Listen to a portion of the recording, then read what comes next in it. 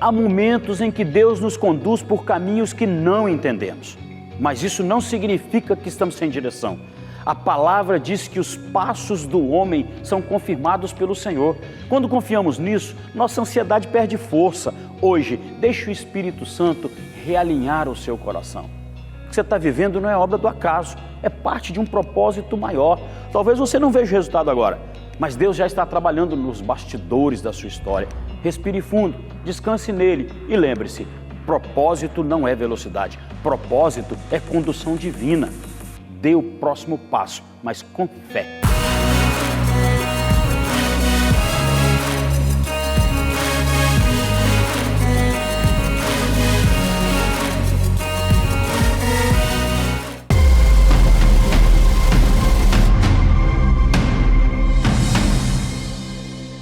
O poder de despertar e se empoderar. Eu sou a Eva de Jesus. No quadro de hoje, eu vim te desafiar a iniciar as mudanças por você, cuidando de 2 ecossistemas que mais mandam nas nossas emoções, a nossa casa e o nosso trabalho. Eu vou falar de nossos 2 ecossistemas. Sabe que a maioria das nossas resoluções de ano novo, passam de janeiro. Sabe por que não passam de janeiro? Porque tentamos mudar o mundo, mas esquecemos de arrumar nossa própria casa. O primeiro ecossistema é o lar. Nós vivemos em 2 ecossistemas básicos. O primeiro é o nosso lar, é onde iniciamos e finalizamos nosso dia. É o local de extremo poder sobre nossas emoções. E nosso estado de espírito, sabe? Aquela bagunça que te irrita de manhã, ou aquela energia pesada no final do dia, isso é seu ecossistema desequilibrado, drenando sua energia. Se a sua casa não está em harmonia, você já começa o dia perdendo a batalha emocional. O segundo ecossistema é o trabalho e a responsabilidade. O segundo é o nosso lugar de trabalho e é lá onde passamos a maior parte do nosso dia, produtivos e alertas. E é aqui que mora o segredo. Se buscamos crescimento, maturidade emocional e uma vida extraordinária, é muito importante que nós nos responsabilizamos por esses 2 ecossistemas, tornando-os equilibrados e harmônicos.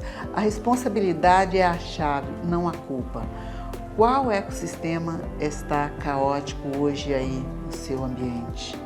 Se olhe no espelho agora e me diga, qual desses 2 ecossistemas está caótico hoje na sua vida e na sua casa ou no seu trabalho? Mas deixa eu te contar uma história que talvez você tenha vivido, sabe, esta semana. Imagine que no último domingo você foi ao cinema com amigos, assistiu aquele filme lindo, comovente, saiu de lá com o coração leve, flutuando. Mas teve momentos maravilhosos. Mas aí o relógio bateu na segunda-feira de manhã e de repente a magia acabou. Você acordou com as crianças gritando no seu ouvido, o cônjuge reclamando da toalha na cama, o chefe reclamando o relatório que nem é para hoje e é o seu ecossistema bombardeando a sua paz. Como obter confiança e conquistas reais se mal a semana começa e você já quer que ela termine? É impossível florescer em um ambiente nebuloso, sabe, rancoroso, sem prazer e sem amor. Se o seu ambiente é um campo de guerra, a sua mente vai viver um modo de sobrevivência, em modo de criação. Cadê a criação? A virada de chave, aí, tá aí. Você me pergunta, mas como eu mudo isso se o outro não muda? A resposta está no comando. É isso, você não é um termômetro que só mede a temperatura do ambiente. Você deve ser o termostato que define a temperatura. Se você buscar maturidade emocional, precisa aprender a blindar sua mente para que o caos lá fora não se torne o caos aqui dentro. Mudar o ecossistema não é mudar as pessoas, é mudar a sua frequência e a sua postura diante delas. Quando você muda o ecossistema, é obrigado a se ajustar à sua nova rede neural. Independente do barulho que está acontecendo lá fora, você merece viver a sua melhor versão. Então, vem comigo e eu te espero. Já me segue aí nas redes sociais, Eva Mentora, e vem comigo, eu quero saber onde você precisa ser ajudada para começar a ter um 2026 realizado. Eu vou ficando por aqui, um grande abraço e até o próximo sábado. Beijo!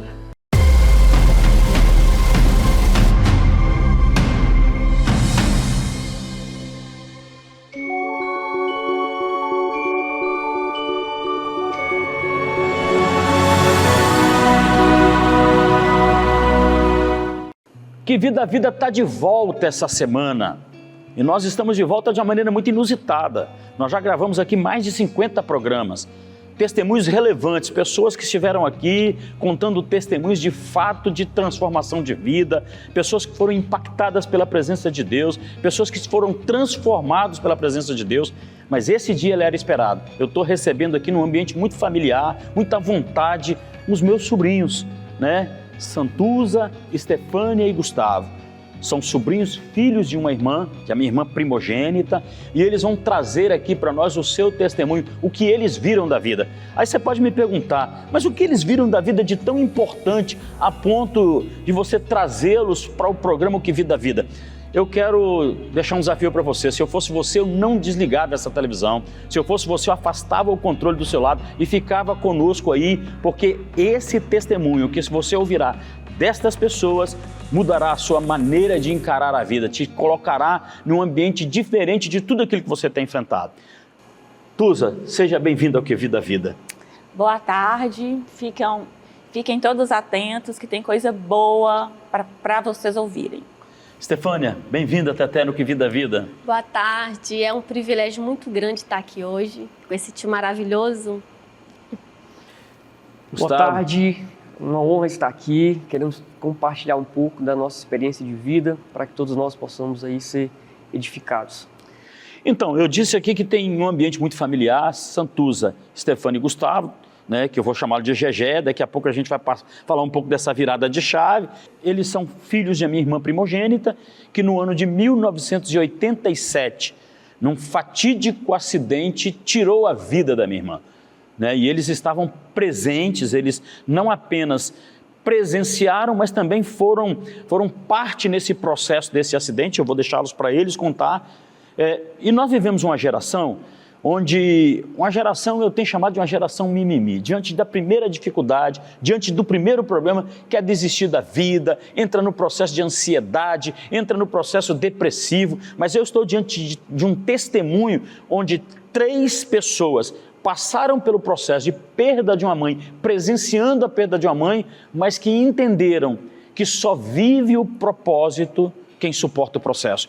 E eles são testemunhas vivas de que suportar o processo te coloca no propósito. Então, fica ligado com a gente, porque eu vou deixar com que eles compartilhem um pouco desse testemunho. Ainda que nós tenhamos também um envolvimento emocional dentro desse testemunho, nós vamos tentar segurar as pontas aqui para que a gente não se derreta emocionalmente, porque hoje a gente lembra disso não mais com dor. Então, eles irão testemunhar um pouco de como eles superaram cada fase dessa. Né? Santuza tinha quantos anos? Tinha 7. 7 anos. Estefânia? 5 anos. 5 anos. 4 anos. E Gustavo, 4 anos de idade. Presenciaram a perda da mãe, superaram. Eu estou diante daqui de uma odontóloga, uma dentista, eu estou aqui diante de um assistente social, estou aqui diante de um advogado. Mas o que define a vida deles não é o título que eles carregam. O que define a vida deles é, de fato, como eles chegaram até aqui, como eles construíram a jornada até aqui. Santuza é mãe de uma princesa da Estela. Estefânia é mãe de uma princesa chamada Esther Vitória.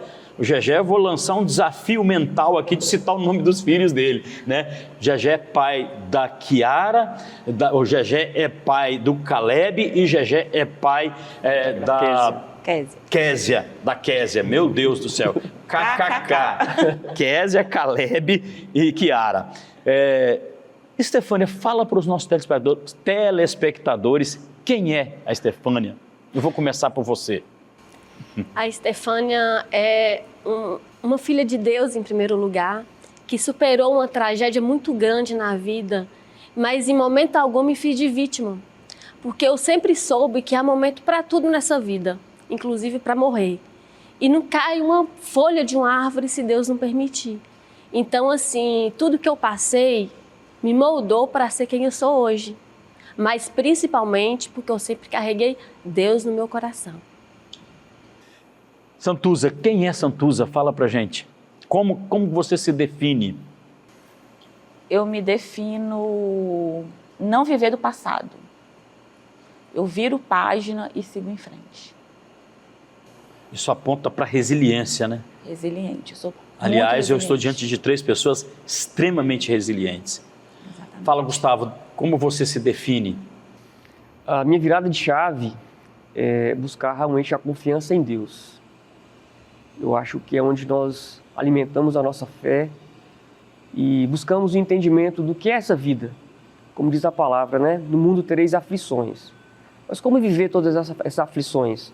Como viver todos esses desafios que a vida nos traz, se não com a força do Senhor? E é o que eu busco cada dia mais, essa comunhão para enfrentar com o direcionamento dele. Então, para a gente nivelar os nossos telespectadores, é importante que a gente posicione exatamente cada etapa daquilo que vocês passaram, né? Eu acompanho vocês desde quando vocês nasceram, né? Santuza, ela assim, naturalmente que eu amo vocês também, mas a Santuza foi a primeira sobrinha da família, a primeira neta da família, né? Então assim, imagina, eu morando em Vitória, eles moravam em Minas, quando eu chegava lá, o que eu mais queria era curtir a minha sobrinha. Botava a Santuza num carrinho, saía passeando com ela, né, curtindo de fato o fato de ter a primeira sobrinha. Da mesma forma também foi, eu tenho certeza, com seus pais, primeira filha, com seus avós, a primeira neta, e você presenciou ali a partida da sua mãe, de uma maneira trágica. Nivela para nós um pouco daquilo que você presenciou. Não é masoquismo o fato de trazer isso não, mas é para mostrar para as pessoas a força da resiliência onde ela nos coloca. Nossa família estava voltando do carnaval, estavam nós 3 juntos, inclusive a nossa babá, meu pai, e a minha mãe estava grávida de praticamente 9 meses. O acidente foi numa quarta-feira de cinzas e a Sabrina ia nascer na sexta-feira. E o carro capotou e caiu em uma ribanceira. E eu fui uma das únicas, eu e meu pai, que ficamos acordados. Meu pai ficou pendurado numa cerca de arame farpado, todo ensanguentado. Eu vi a minha irmã saindo sangue pelo ouvido, pelo nariz e pela boca. Ela teve traumatismo craniano e traumatismo de base de crânio. Meu irmão também, muito machucado. E aquela cena toda ali, a minha mãe também, ela deitada no chão, machucada. Ela faleceu na hora, não teve como salvá-la, nem a bebê também. E o cenário foi esse. Então, diante desse cenário, a gente também teve presente no sentido de receber a notícia, né? No primeiro momento, naquela época não tinha celular, né? Em 1987, e foi ali vindo da Bahia para Minas Gerais. Tem um tio que, inclusive, meu xará, né? Ele foi uma das primeiras pessoas a serem avisadas, ele esteve no local e ele pega o telefone e liga para a gente. Eu fui a primeira pessoa a receber aquela notícia. Paralelo ao fato de que a sua mãe estava grávida da Sabina, minha esposa estava grávida do meu filho, que também seria o primeiro filho, que é o Rafael. Eu estava saindo para ir para um culto, recebo esse telefonema que havia tido um acidente com vocês, mas que na realidade não definiu o estado em que vocês estavam. É aquela máxima de assim, aconteceu um acidente com eles, mas está tudo bem, para preparar a gente. E essa pessoa desligou o telefone, a gente ficou naquela ansiedade, minha mãe começou a chorar, eu perdi minha filha, aquela coisa de mãe, e aí depois as coisas foram se desenrolando a ponto da gente ter informação do falecimento da Lucine, que era minha irmã, mãe de vocês, e da bebê que ela carregava. Aí a gente, 38 anos, quase 39 anos, que a gente enfrentou isso. A gente lembra disso hoje, e a gente lembra disso hoje não mais com a dor que tinha lá atrás, mas entendendo o propósito, entendendo tudo aquilo pelo qual vocês passaram.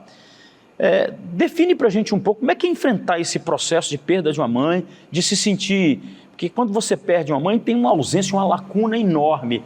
Como é que você superou isso? Vocês superaram isso? Eu costumo dizer que mãe é abrigo, porque hoje eu sou mãe, aí eu consigo dizer, Mãe é abrigo para aqueles dias de chuva, mãe é aquele chocolate quente para um dia frio, mãe é aquele abraço quando te dá saudade. Acho que não tem coisa melhor aqui na Terra do que mãe, não. Mãe é maravilhoso, mãe é segurança. É insubstituível esse amor, É insubstituível. Eu não consigo passar para vocês, só quem já passou que sabe a dor que é não ter mãe. Mas, como tudo aqui na Terra tem início, meio e fim, nós temos que aceitar o propósito de Deus. Nós temos um limite aqui na Terra. Nós não somos imortais, nós somos mortais. E Deus sabe o dia que a gente nasce, Deus sabe o tempo que a gente vai ficar aqui e sabe o tempo que a gente vai encontrar com Ele, que é maravilhoso. Agora, a saudade, ela fica, a falta faz, só que a gente tenta ressignificar tudo isso, virar a página e entender o propósito de Deus e seguir.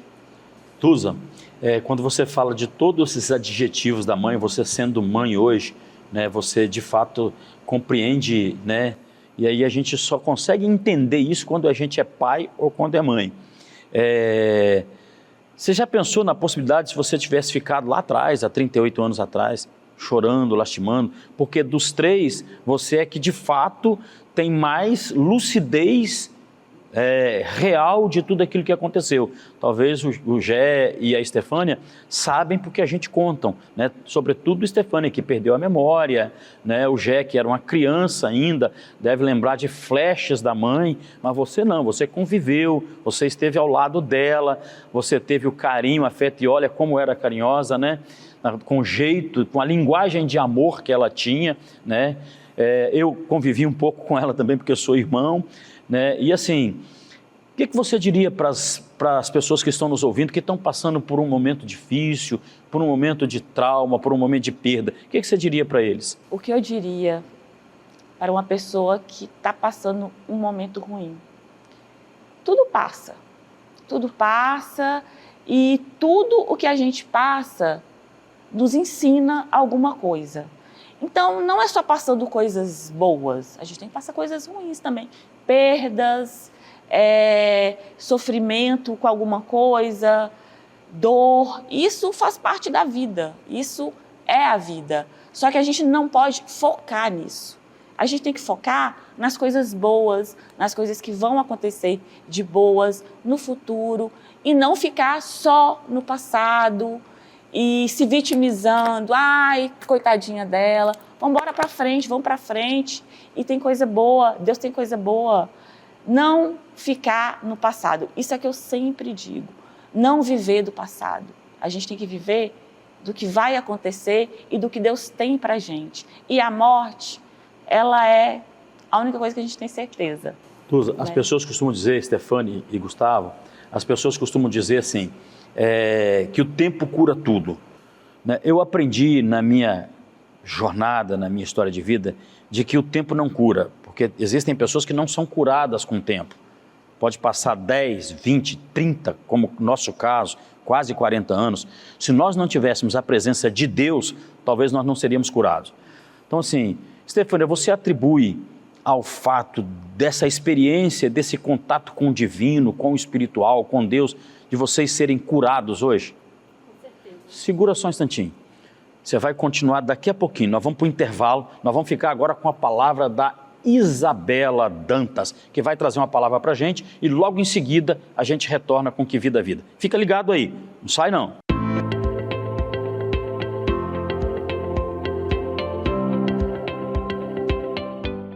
Olá, eu sou a Isabela, sou psicóloga e hoje quero conversar com você sobre um tema muito importante: a diferença entre tristeza e depressão. Todos nós, em algum momento da nossa vida, sentimos tristeza. Ela faz parte da experiência humana. A tristeza costuma surgir diante de perdas, frustrações, decepções ou mudanças difíceis. Ela dói, mas tem um motivo claro, um começo, tem tempo e tende a diminuir. Mesmo tristes, ainda conseguimos sentir momentos de prazer, momentos de vínculo, seguir a rotina e ainda com muito esforço, dar um passo para frente na nossa vida. Já a depressão é algo diferente. Ela não é apenas uma tristeza mais intensa, nem falta de fé, nem falta de força. A depressão é uma condição de saúde mental que afeta profundamente a forma como a pessoa pensa, sente e vive. Na depressão, a dor emocional persiste por semanas, meses e até anos. Nada faz aliviar. O que antes fazia sentido, perde a cor, perde interesse. Surge um cansaço profundo, mesmo sem esforço físico. A pessoa pode sentir um vazio, uma culpa excessiva, desesperança, dificuldade de concentração, alterações no sono, no apetite e, em alguns casos, pensamento que fazem a vida não valer a pena. Enquanto a tristeza passa, a depressão paralisa.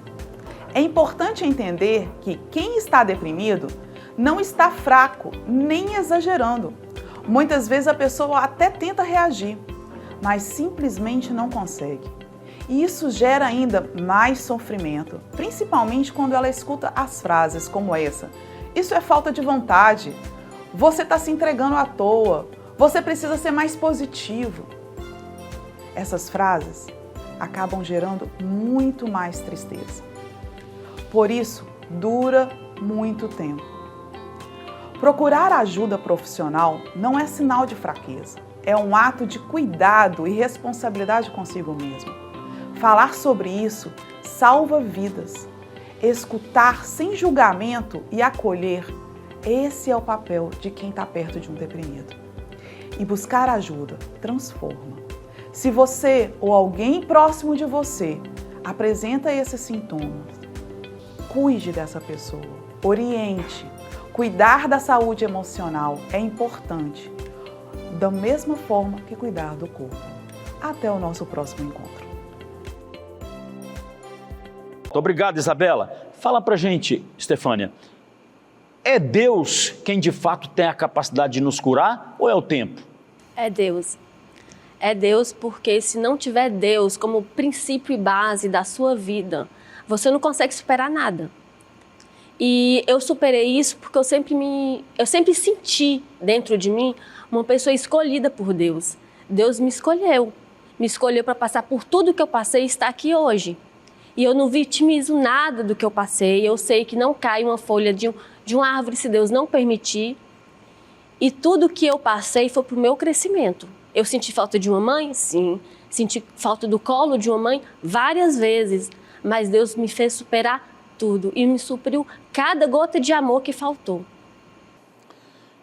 Gustavo, assim, você, dos três, é aquele que era o menorzinho. Eu me lembro exatamente, eu não quero dramatizar não, eu quero trazer a realidade. Eu lembro exatamente no dia que nós estávamos ali no processo de sepultamento da tua mãe, você brincando. Por quê? Porque você não tinha noção do que estava acontecendo. um bebê.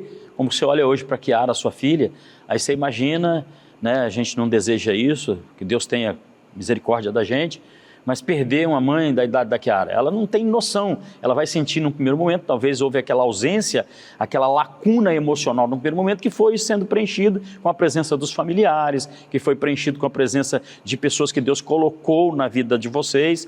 Mas assim, com essa experiência, fala pra gente, em algum momento veio flashes da sua mãe? Vieram alguns flashes da minha mãe, não muito nítidos, mas eu tinha aquela sensação do cuidado dela. Eu tive uma cena muito real, que eu lembro, depois eu perguntei essa cena para os meus familiares, eles relataram que aquela cena foi de fato com a minha mãe, é a única coisa que eu lembro. Mas também, por mais que eu não lembrasse detalhes e fosse muito novo, com o tempo a gente vai sentindo a falta, né? Vai sentindo a falta e isso realmente cria um vazio. Eu tive todo o apoio do meu pai, dos meus familiares, da minha avó. Eu digo que eu tive várias mães. Minha avó Maria, minha tia Selma, minha tia Libânia, meus tios. Todos eles fizeram parte da minha formação e do cuidado comigo. Agora, eu não posso deixar de atribuir realmente que foi o que aconteceu, foi a minha experiência, como eu já relatei anteriormente, o meu encontro com Deus. Ali onde eu senti realmente a paternidade, ali onde realmente eu senti preenchido e decidi, e com a ajuda dele, me sentir inteiro. E com isso, hoje, consegui criar minha família. Hoje eu tenho 3 filhos, a Kézia, o Caleb, a Kiara, que reflete aí uma cura, né, de tudo que eu vivi. E foi decidir realmente fazer diferente e viver a minha vida. Então, diante desse cenário, aí de repente vocês encontram-se sozinhos, sem a presença da mãe, mas com a presença do pai. Bruno, meu filho, ele cunhou uma frase que naturalmente não é dele, mas todas as vezes que eu uso, eu faço questão de citá-lo, que é assim, que Deus não une pessoas, Deus une propósitos. Aí Deus colocou a Maria Augusta na vida de vocês. Foi. Né? Qual o papel que ela cumpriu? Quem é Maria Augusta e qual o papel que ela cumpriu? Ela se casou logo em seguida com o meu pai e foi ela que, de fato, apresentou esse mundo maravilhoso que é o Senhor Jesus, que é dono de tudo e que aí nós descobrimos que ele também acolhe, que nós éramos órfãos também, mesmo antes de perder a mãe e o pai, né? E nós nos sentimos acolhidos novamente por Deus, sendo nosso pai, sendo nossa mãe. E ele transformou literalmente as nossas vidas. Então, e foi através dela. Através dela que apresentou o Evangelho, apresentou Jesus para a vida de vocês. Então ela foi uma pessoa que casou com seu pai e que de fato acabou fazendo essa conexão de vocês com a fé e que também teve presente no momento da infância, da adolescência de vocês, cumprindo um papel interessante, né? Eu não posso deixar de dizer que na época minha mãe tinha só 26 anos. Sim. Hoje em dia, uma pessoa com 26 anos está começando, né? Alguma coisa. E ela já tinha quase 4 filhos, já era dona de casa, esposa, quase advogada, que ela faleceu. Maria naquele ano. No ano também que ela faleceu. E veio a Maria Augusta, que eu acredito fielmente que enviada por Deus, porque nada acontece sem ter a vontade de Deus, e nos levou para conhecer o Senhor Jesus. Amém. E Vida já está chegando ao final. A gente começou agora, né? Começamos agora, não falamos sobre nada ainda, né? Que a jornada de vocês. Então eu vou deixar um desafio. A gente continua esse programa. No domingo que vem, nós continuaremos esse programa. Então, se você acompanhou hoje, coloca na tua agenda aí. Domingo que vem eu não posso perder o Que Vida, porque Alcemir vai continuar lá com seus sobrinhos, Santuza, Estefânia e Gustavo. Então, fica ligado com a gente aí, volta no domingo que vem, porque no domingo que vem a gente continua esse papo. Fica ligado no Que Vida.